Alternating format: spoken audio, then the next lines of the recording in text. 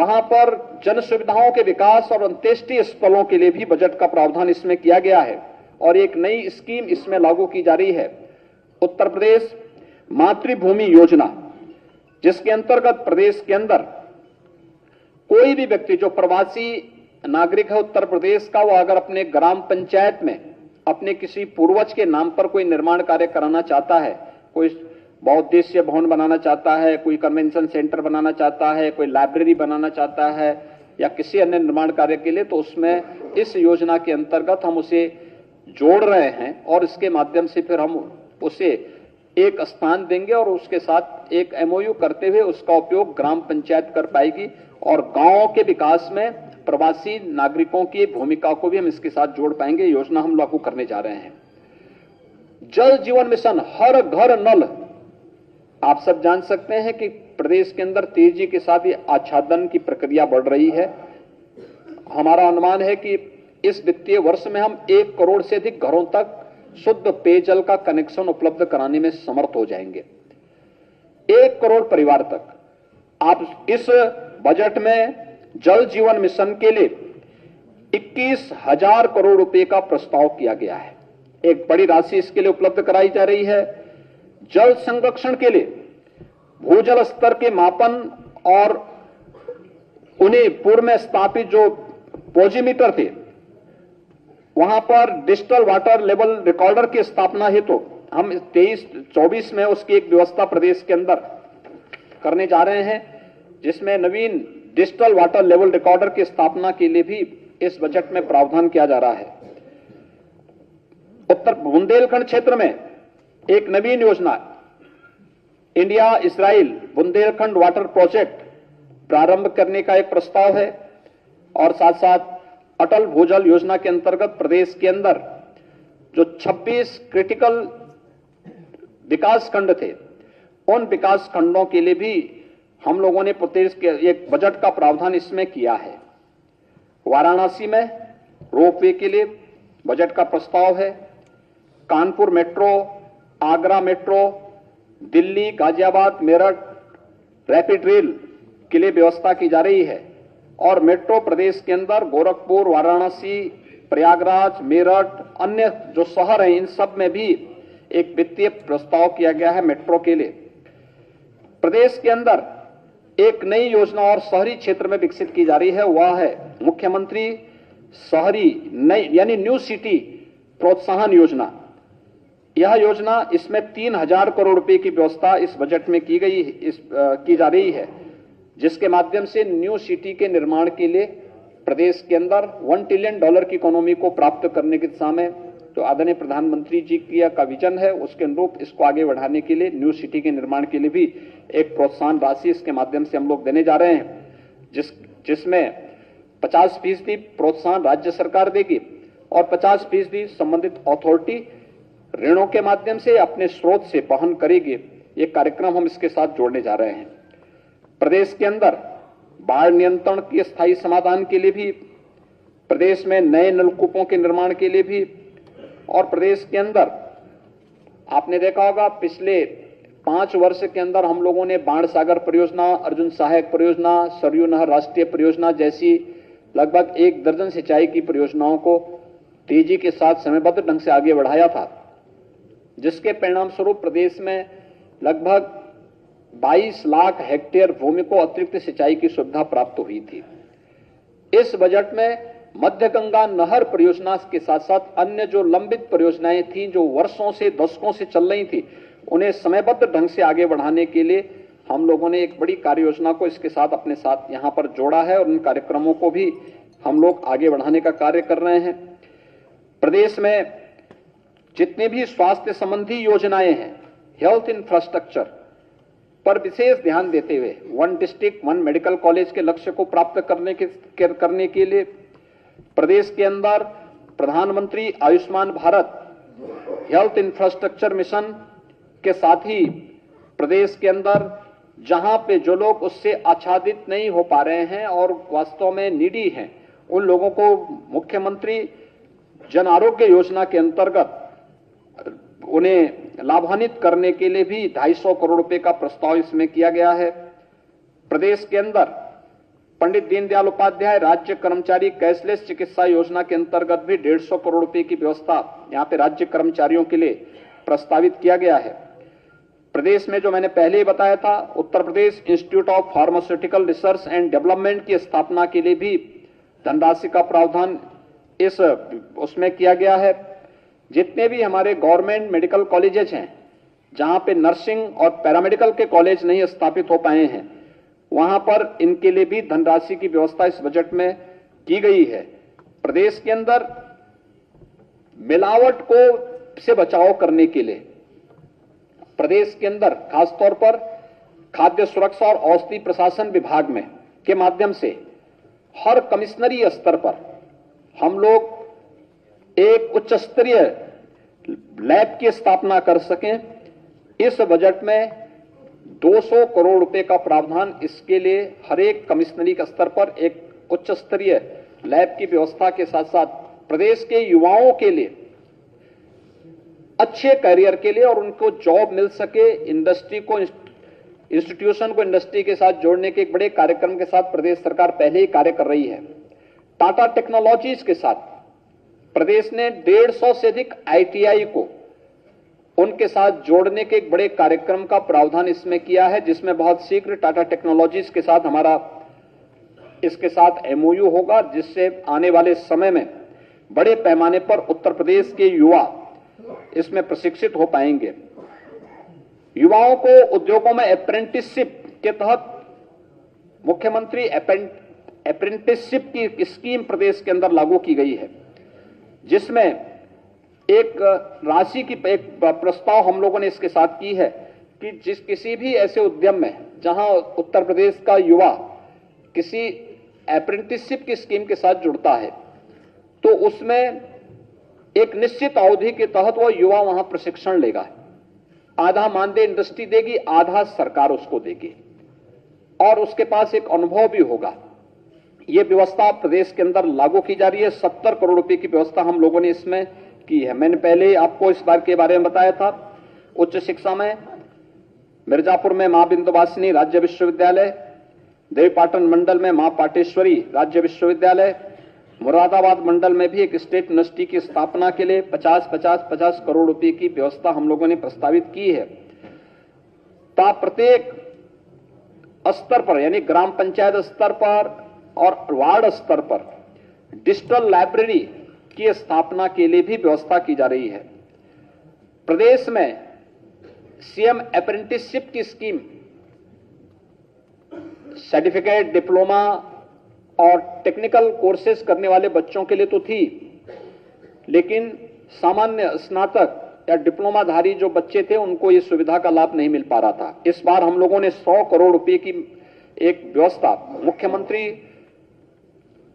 Apprenticeship scheme के अंतर्गत की है, जिसमें बीए, बीकॉम, बीएससी करने वाले छात्र भी इस योजना के साथ जुड़ सकते हैं और उनको भी इसका लाभ प्राप्त हो। इसके बारे में प्रदेश के अंदर राज्य विश्वविद्यालयों में वाईफाई की सुविधा उपलब्ध हो, यह भी हम लोग इसके साथ जोड़ने जा रहे हैं। केंद्र सरकार के द्वारा जो पीएम श्री योजना लागू की गई है, जिसमें प्रधानमंत्री स्कूल फॉर राइजिंग इंडिया, इसके लिए भी इसके क्रियान्वयन के लिए 500 करोड़ रुपए का प्रावधान और डिजिटल लाइब्रेरी की स्थापना ये व्यापक स्तर पर हो, इसके लिए इसका प्रावधान भी शिक्षा के क्षेत्र में जो अनेक प्रकार के प्रयास प्रारंभ हुए हैं, ऑपरेशन कायाकल्प को और उसके दायरे को बढ़ाने के लिए हो, या फिर राजकीय महाविद्यालय या सहायता प्राप्त जो अशासकीय इंटर कॉलेजेस थे, इनके जर्जर भवनों के लिए भी हम लोगों ने व्यवस्था की है। संस्कृत विद्यालयों, जो संस्कृत विद्यालय थे जर्जर स्थिति में हैं, 100 करोड़ रुपए की व्यवस्था उनके लिए की जा रही है और संस्कृत विद्यालयों में अध्ययन करने वाले छात्रों के लिए विशेष स्कॉलरशिप की स्कीम भी हम लोग इस बार लेके आने वाले हैं, जिसके माध्यम से उन छात्रों को लॉजिंग, फूडिंग की कोई समस्या न होने पाए, उसके लिए स्कॉलरशिप राज्य सरकार उन्हें देगी। इसके बारे में भी हम लोग इस बजट में हम लोगों ने इसका प्रावधान किया है। प्रदेश के अंदर जो अन्य वो हैं, खासतौर पर 2025 में प्रयागराज का कुंभ है, प्रयागराज कुंभ के लिए 2,500 करोड़ रुपए का व्यवस्था अभी से वहां के इंफ्रास्ट्रक्चर डेवलपमेंट के लिए राज्य सरकार ने प्रस्तावित किया है। इसके अलावा नगर निकायों में कान्हा उपवन के लिए, जहां पे जो निराश्रित गोवंश है उनके आश्रय स्थल बनाने के लिए 100 करोड़ रुपए का प्रस्ताव किया। इसके अतिरिक्त प्रस्ताव किया गया है नगरीय क्षेत्रों में अमृत 2 की स्कीम, जिसमें सीवर पेयजल की स्कीम प्रदेश के अंदर हमारी 60 सिटी इससे आच्छादित है। उन सब के अलावा अन्य बड़े नगर निकायों को भी इसके साथ जोड़ने के लिए इस बजट में 5,616 करोड़ रुपए का प्रस्ताव किया जा रहा है, जिसमें शुद्ध पेयजल की आपूर्ति उन सभी शहरों में सीवर की ड्रेनेज की व्यवस्था बेहतर की जा सके, इसके लिए इसमें व्यवस्था की जा रही है। और साथ साथ प्रदेश के अंदर 2 महत्वपूर्ण योजनाएं, एक एस्पिरेशनल विकास खंड, विकास की प्रक्रिया में जो विकास खंड पिछड़ गए थे, ऐसे 100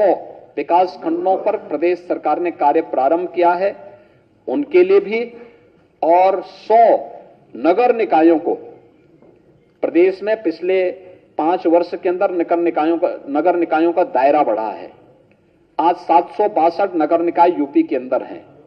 इनमें से बहुत सारे नगर निकाय ऐसे हैं जो ग्रामीण पृष्ठभूमि से जुड़े हुए हैं, बुनियादी सुविधाओं का अभाव आज भी उनके पास है। उनके लिए 100 ऐसे नगर निकायों को हम लोगों ने आकांक्षी नगर योजना के अंतर्गत उनकी चयन की प्रक्रिया के साथ जोड़ करके उनके कन्वर्जन के माध्यम से उनके विकास, उन्हें सभी बुनियादी सुविधाओं से आच्छादित करने की एक बड़ी योजना को हम इसके साथ जोड़ रहे हैं। और इन सभी नगर निकायों में एक सीएम फेलो की भी तैनाती करेंगे, जो इन सभी नगर निकायों के व्यवस्थित और बुनियादी सुविधाओं से आच्छादित करने में योगदान देंगे। ये बुनियादी सुविधाएं वहां पे निवास करने वाले नागरिकों को भी उपलब्ध हो पाएंगे। प्रदेश में सर्विस सेक्टर में अपार संभावनाएं हैं और खासतौर पर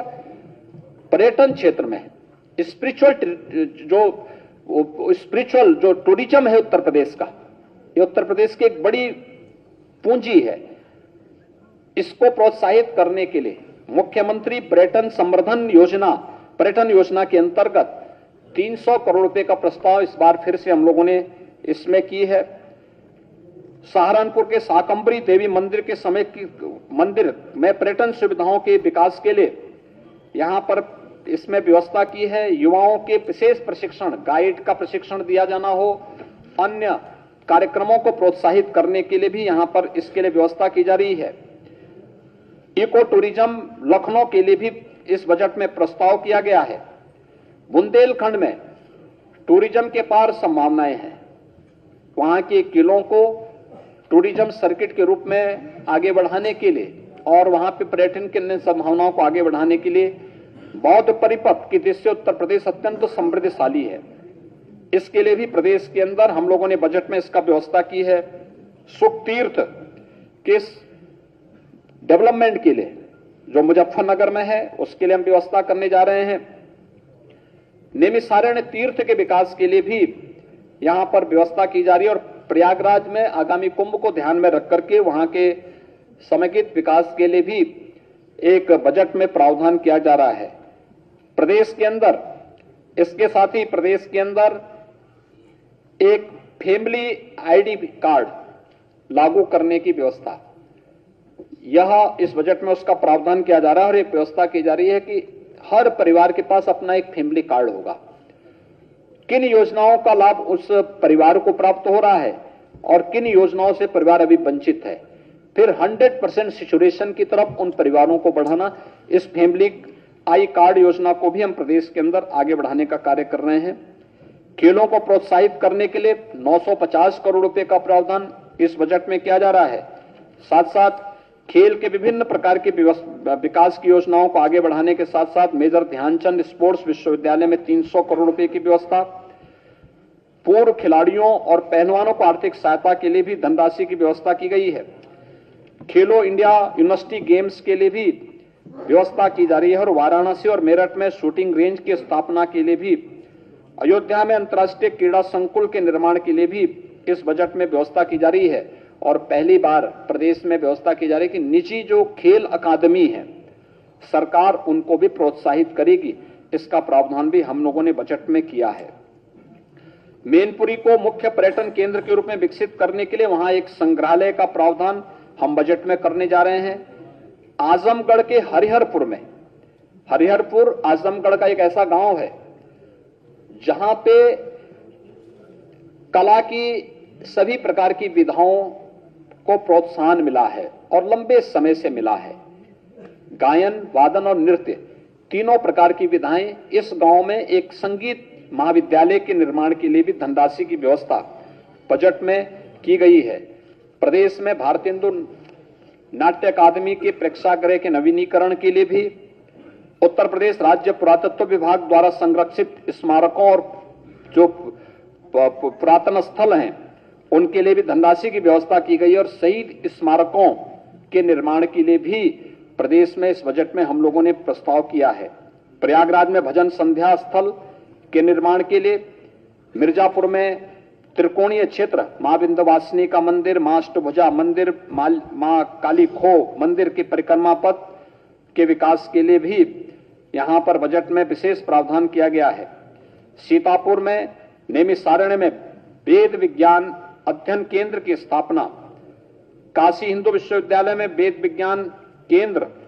के लिए जो व्यवस्था की गई है उसको सेकंड फेज के कार्यक्रम को आगे बढ़ाने और अयोध्या के इंफ्रास्ट्रक्चर डेवलपमेंट के लिए भी इस बजट में अलग से व्यवस्था की गई है।